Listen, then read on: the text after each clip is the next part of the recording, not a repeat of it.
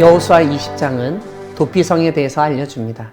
도피성에 대한 말씀은 민수기 35장과 신명기 19장에도 기록되어 있습니다. 우리는 여호수아 14장부터 19장까지를 통해서 이스라엘 12지파의 땅 분배에 대해 살펴보았습니다. 오늘 본문은 이스라엘의 지파들에게 분배된 성읍들 중에서 특별한 목적을 가진 성읍이 있었다고 알려줍니다. 그것은 도피성입니다.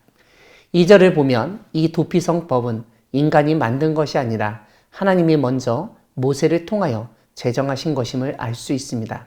하나님이 제정하신 이 도피성법은 하나님을 위한 것이 아니라 고대 이스라엘 사람들을 위한 것이었습니다. 무엇보다 이 법은 실수로 사람을 죽인 사람을 보호하기 위한 법이었습니다. 오늘날로 하면 과실치사 혐의자를 적극 보호하기 위한 법적 조치입니다. 살인자 혹은 피의자가 도피성에 출입하는 방법이 오늘 본문에 자세히 언급되어 있습니다. 제일 먼저 성읍으로 들어가는 문 어귀에 서서 그 성읍의 장로들에게 자신의 사건을 말합니다. 즉, 사건 개요를 알리고 자신의 살인사건에 고의성이 없음을 설명해야 합니다. 다음으로 그 성읍의 장로들은 그를 성읍에 받아들여 한 곳을 주어 거주하게 합니다. 세 번째로 그 성읍의 장로들은 피해 보복자가 따라와도 그 살인자를 내주지 않습니다. 네 번째로 회중 앞에서 재판을 받기까지 혹은 당시 대제사장이 죽기까지 그 성읍에 거주합니다. 그렇게 재판을 받거나 대제사장이 죽은 후에야 비로소 자신이 도망친 곳으로 돌아갈 수 있다고 되어 있습니다. 이러한 도피성을 설치한 곳을 알려주는데 납달리 산지 갈릴리 게데스, 에브라임 산지 세겜, 유다 산지 기럇 아르바 곧 헤브론, 르우벤 평지 광야 베셀, 갓 지파의 길랏 라못, 므낫세 지파의 바산 골란이 선택됩니다.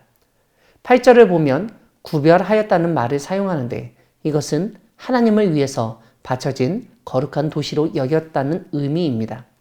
이 6 성읍은 단지 이스라엘 백성뿐만 아니라 이방인들도 보호받을 수 있는 도시였으리라 생각합니다. 왜냐하면 9절에서 이스라엘의 모든 자손과 그들 중에 거류하는 거류민을 위하여 선정되었다고 설명하기 때문입니다. 9절은 도피성의 설립 목적을 다시 한번 설명합니다. 의도 없이 알지 못하고 살인한 자가 도망하여 회중 앞에 설 때까지 피해 보복자의 손에 죽지 않도록 보호하기 위한 것임을 일깨웁니다. 사랑하는 광야교회 성도 여러분, 하나님은 도피성을 만들게 하시고 법으로 제정하셔서 살인자라도 보호받게 하시고 공평하고 정의로운 재판을 받게 하시는 분이십니다. 사람 혹은 세상은 현상과 결과만 보고 판단합니다. 그 사람이 누군가를 죽였다는 사실만 보고 정죄하고 그 당시 법에 따라 죽이려 합니다. 고대 중동에서는 가족의 복수는 당연한 것으로, 아니 반드시 해야 할 일로 여겼습니다. 그런 문화 속에서 하나님은 그 사람이 죽일 의도가 없었음에도 불구하고 무엇인가 잘못되어 사람이 죽을 수도 있다는 사실과 그러한 실수로 사람을 죽인 사람이 보호받아야 한다는 점을 알려주셨습니다. 그리고 실질적인 도움을 받을 수 있는 장소와 사람들을 예비시켜 놓으셨습니다. 이러한 도피성 제도는 고대 이스라엘에는 있었지만 오늘날에는 존재하지 않습니다. 그래서 이러한 말씀과 제도가 오늘 우리에게 어떠한 의미가 있는지, 어떻게 삶에 적용해야 하는지 어려움을 겪을 수 있습니다. 사실 오늘날 교회가 바로 하나님이 각 마을에 세운 도피성이라고 할 수 있습니다.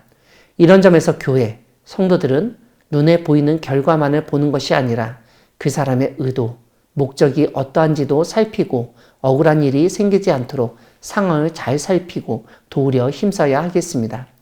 이 땅에서 억울하고 피할 것 없고 도움을 받을 데 없는 사람들이 하나님의 은혜를 누리고 새로운 삶을 시작할 수 있도록 돕는 것도 교회의 한 역할입니다. 도피성은 잘못 살인한 사람이라도 새로운 삶을 살아갈 수 있도록 하는 갱생 제도입니다. 살인한 사람은 무조건 죽여야 한다는 세상 속에서 살 수 있는 기회를 주신 것입니다.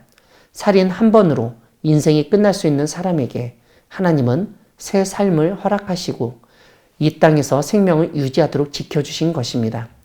이러한 하나님의 은혜를 깨달아서 오늘날 우리 주변에서 실수를 하고 큰 잘못을 하였을 때 그 사람의 인생이 완전히 망가지지 않도록 특별한 관심이 필요한 것을 깨닫게 됩니다.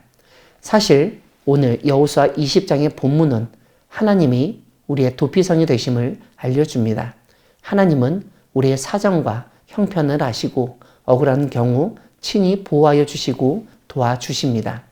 우리 모두는 하나님의 도피성에서 새로운 인생을 살고 있는 사람이라고 할 수 있습니다.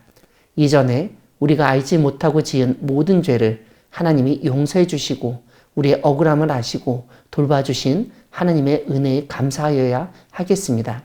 이러한 감사가 우리의 삶을 돌아보게 할 뿐만 아니라 우리 주변 사람들까지도 돌아보아 정말 하나님의 놀라운 은혜를 누릴 수 있도록 돕는 우리 모두가 되기를 소망합니다. 아멘.